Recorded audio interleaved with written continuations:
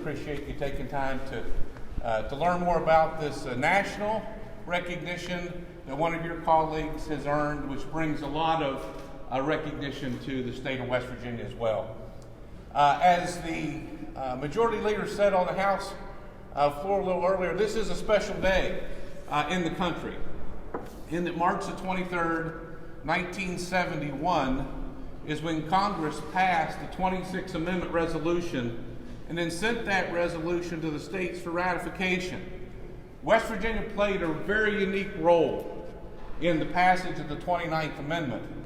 And what a lot of people don't know, it was November the 11th, 1942, when Franklin Roosevelt issued an executive order that bolstered the troop support in World War II. And that executive order reduced the military draft age from 21 to 18 because we needed more troops. It was Congressman Jennings Randolph, a friend of FDR, who'd been in Congress since 1933, who said, wait a minute, Mr. President, if you're old enough to serve your country and die for the protection of our democracy, you're old enough to vote. Well, that kind of fell on deaf ears, as we know now. The 26th Amendment didn't pass in 1943 or 53 or 63. It wasn't until 1971, in the middle of the Vietnam War, when the evening news highlighted young soldiers being carried from the battlefield night after night after night, that there was enough public sentiment in the country to support the reduction of the voting age, to meet the reduction of the military draft age. It was our congressman, then Senator Jennings Randolph, who was recognized as the father of the 26th Amendment. It took him 29 years, and over his 40-year career in Congress to get the 26th Amendment passed. He was particularly proud of that accomplishment, as we all are. As a funny side note, and our Jennings Randolph has probably told some of you this story today, but it took 6 months to get the country ready to register 18, 19, and 20-year-olds.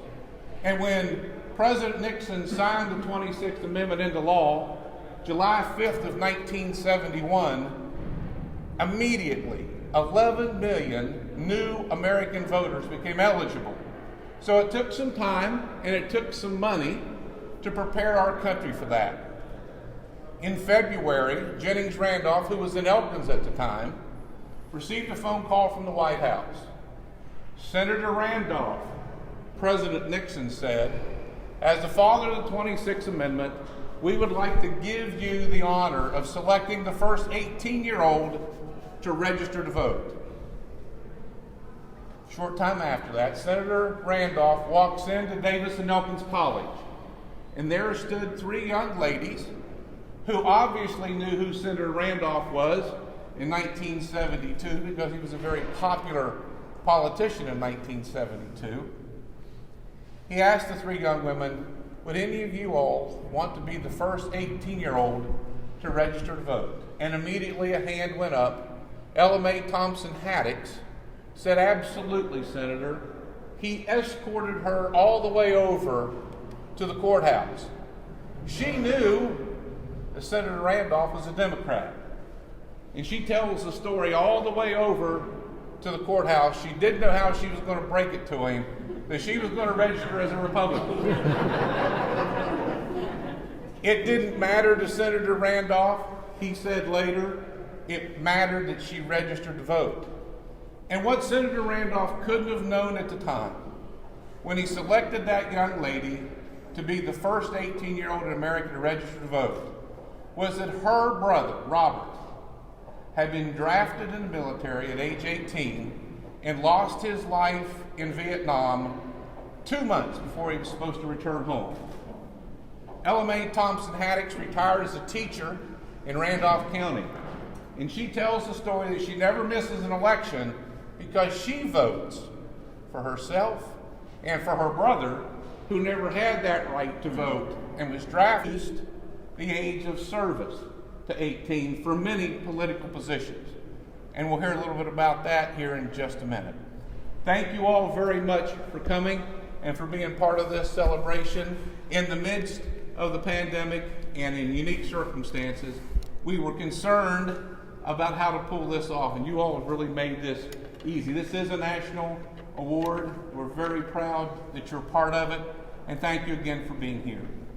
I'd like to introduce our Secretary of State, Mac Warner.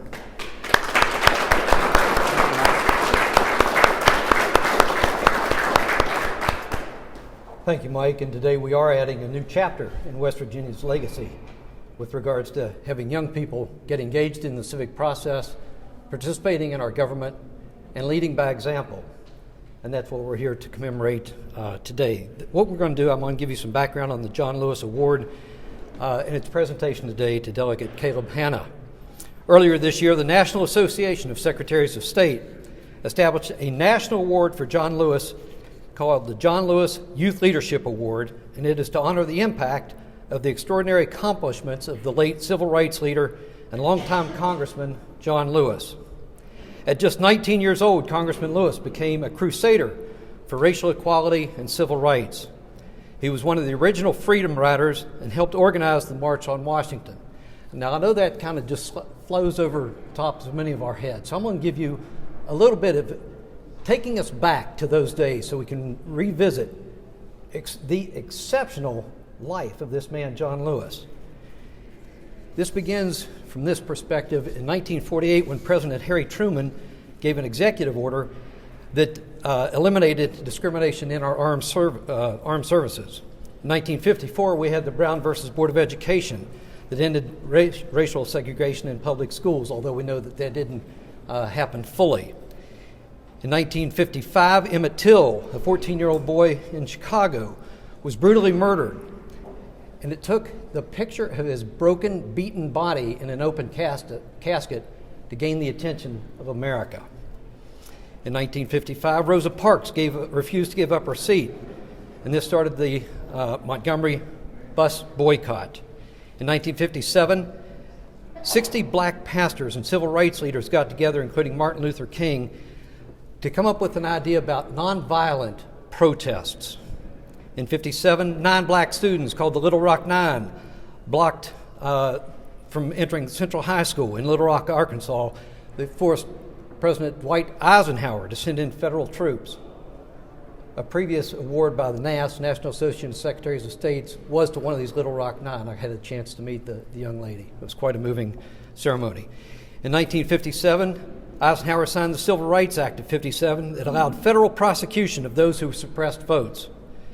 In 1960, John Lewis was a member of the Student Nonviolent Coordinating Council in Nashville. At that time, he had 5 arrests under his belt for the nonviolent protest at 19 years old. Take that into consideration for a moment. That same year in North Carolina, college students refused to give up their seats at a Woolworth whites-only lunch counter. That sparked sit-ins across America. In 1961, again, back to John Lewis, he and the Freedom Riders began taking bus trips throughout the American South to challenge the racial segregation at bus terminals and whites-only restrooms. 1963, Governor George Wallace stood at the doorway of the University of Alabama to block 2 black students from registering at the University of Alabama, again causing our president, then John Kennedy, to send in the National Guard. Think of this, folks. Think of what's going on in America during these turbulent days.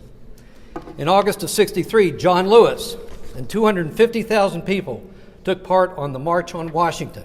This was when Martin Luther King gave his famous I Have a Dream speech.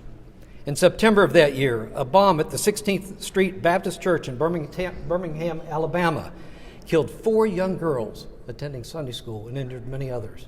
I've been to that church, and to think what somebody would do to bomb a church and kill young children going to school, all in the name of racial segregation. In 1964, President Lyndon Johnson signed the Civil Rights Act that prevented employment discrimination due to race, color, sex, religion, or national origin.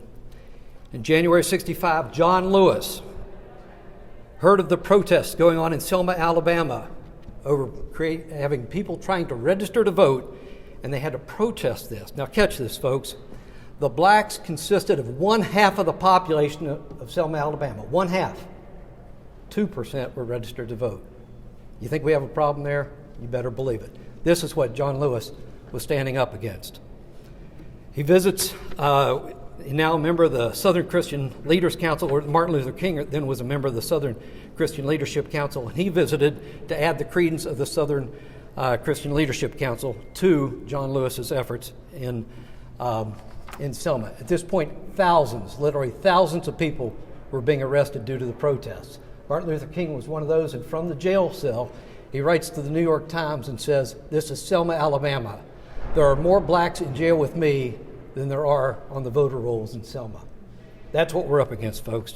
In February of '65, Malcolm X was assassinated along with another young man, Jimmy Lee Jackson, age 26, who was protecting his mother from being beaten by by some of the police who were trying to break up the riot or the protests, the peaceful protests. He was shot and killed.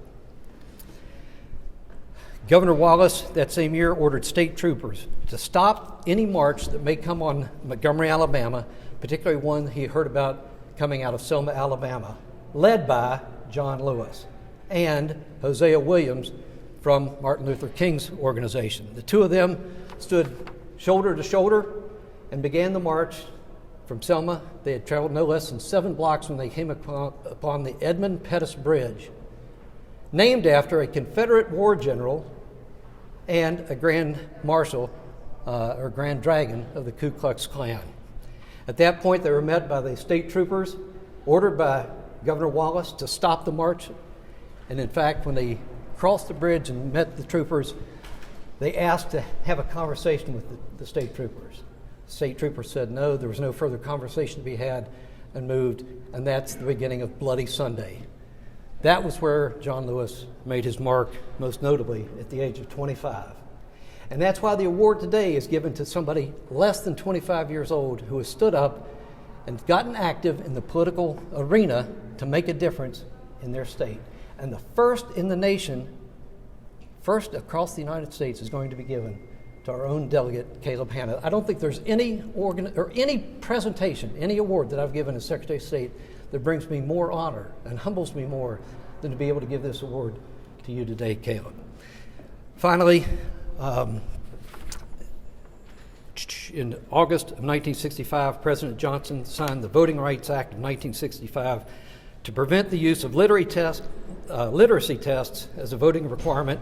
It also allowed the federal people to examine and review any voter qualifications and to allow federal observers to monitor polling places. So with that, we hope that we have brought to the rest the full I have a dream of all men are created in this country, especially when it comes to elections and participating in our elections process. I did have this, it's not large enough for you to see, but I'll leave it on the podium.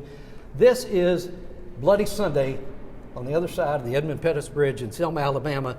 The one circled is John Lewis on his knees being beaten with a billy club by the state troopers at the Governor Wallace's request. Here's a picture of the Edmund Pettus Bridge, and I thought it was interesting. They still kept the name Edmund Pettus as a way of showing the irony of this leader, Grand Dragon of the Ku Klux Klan, and this is where this Bloody Sunday occurred. So some real history there.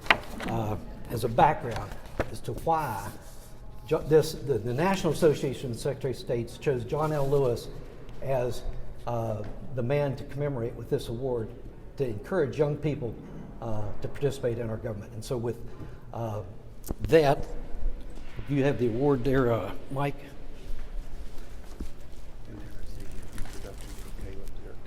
Yep. I met Caleb Hanna several years ago when he was at Ridgewood High School. That was in 2018. Caleb worked with his classmates to register 100% of his eligible seniors to vote. For that effort, Ridgewood High School was recognized by my office as a Jennings Randolph school, and Caleb was recognized as an honorary Secretary of State. In November of that year, just 7 days after his 19th birthday, the same age that John Lewis got started with his participation in civil rights movement. Caleb was elected to the West Virginia House of Delegates, serving the people of the 44th District. Upon taking his oath of office at just 19 years old, Delegate Caleb Hanna became the youngest black American to ever be elected to any state legislature in the history of the United States. Since his election, Delegate Hanna has worked tirelessly with his colleagues in the West Virginia legislature for the citizens of the district and for the betterment of all West Virginia. On behalf of the National Association of Secretaries of States, it is a great honor for me to present the first ever John Lewis Youth Leadership Award to Delegate Caleb Hanna.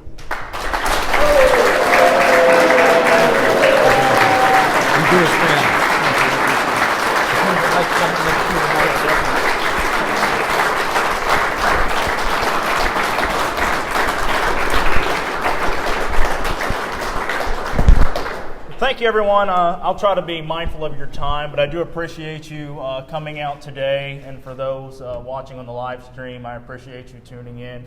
Mr. Secretary, it was an honor to be nominated, and and I'm very humbled to accept this award. It's just amazing on a day like today when we celebrate the 26th Amendment to be able to do something like this. And it kind of makes me think if Senator Randolph would have known at the time that he was making 18-year-olds eligible to vote, but did he realize that he was setting precedent to let 18-year-olds be eligible to run? And that's what's amazing, is that I have the opportunity to be here. And that's what, to let those back home listening on the live stream know, get involved, be engaged. Stop posting on Facebook, step up to the plate, run for something, do something.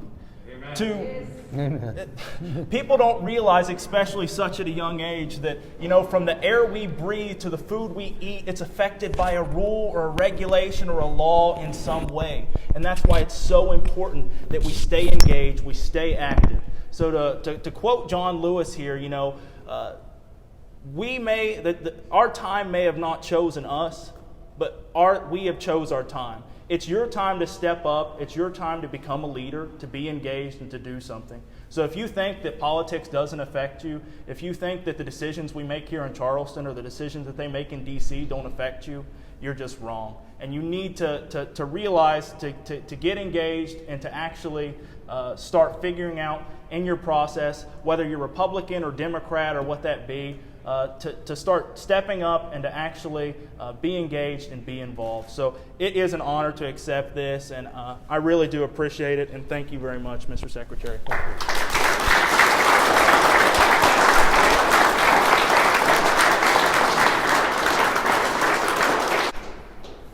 This concludes our press conference. We would like, Mr. Speaker, if you wouldn't mind, to stick around for a photograph with Caleb. We want to thank everyone for coming. We also want to remind everybody that April 28, 1971 is when the West Virginia legislature ratified the 26th Amendment for West Virginia. And what took 29 years of an effort from Senator Randolph to get the 26th Amendment passed only took 100 days to get through the legislatures throughout the state. 29 years versus 100 days. Randolph used to say, "I told you so. I told you the people wanted that." So, thank you very much.